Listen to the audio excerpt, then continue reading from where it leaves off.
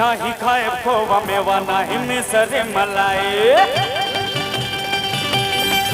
नाही खाए खोवा मेवा नाही मिसरी मलाई, नाही खाए खोवा मेवा नहीं मिसरी मलाई, नहीं खाए खोवा मेवा नहीं मिसरी मलाई, दिल बानियों पे पीस के ले आ जाना।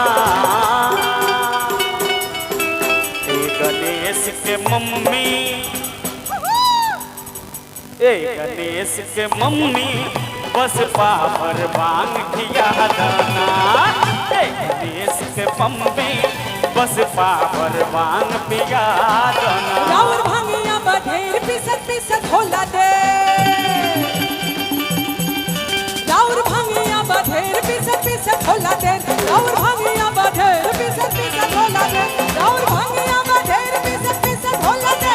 दुख होला भर दुख बसहाई ना,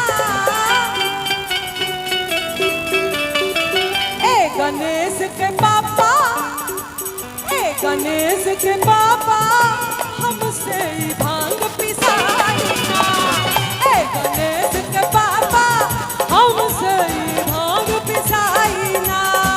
गणेश के मम्मी बस पावर भांग खिया दाना।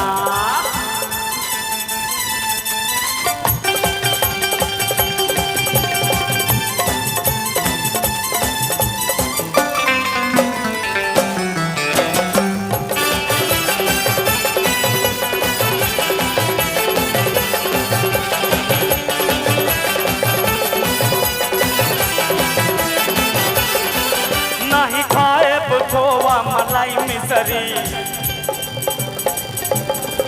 नहीं खाए खोवा मलाई मिसरी, नहीं जितवा से भंगिया के स्वाद मिसरी, नहीं खाए खोवा मलाई मिसरी, नहीं जितवा से भंगिया के स्वाद मिसरी। मन भतिया हमारे न भावे देवना,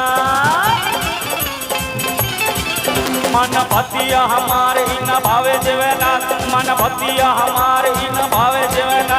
हमरा सामने से जल्दी हटा दाना। गणेश के मम्मी, गणेश के मम्मी बस पावर भांग खिया दाना। गणेश के मम्मी बस पावर भांग खिया दाना।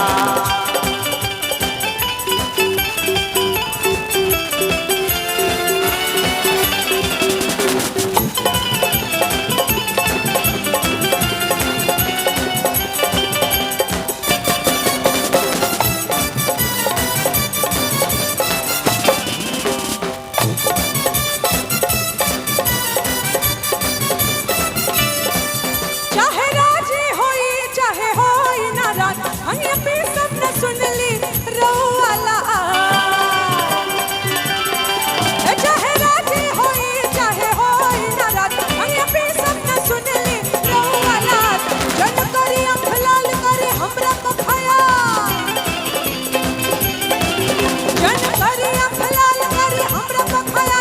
हम छोड़े अंदर समय न साई ना, गणेश के पापा, हे गणेश के पापा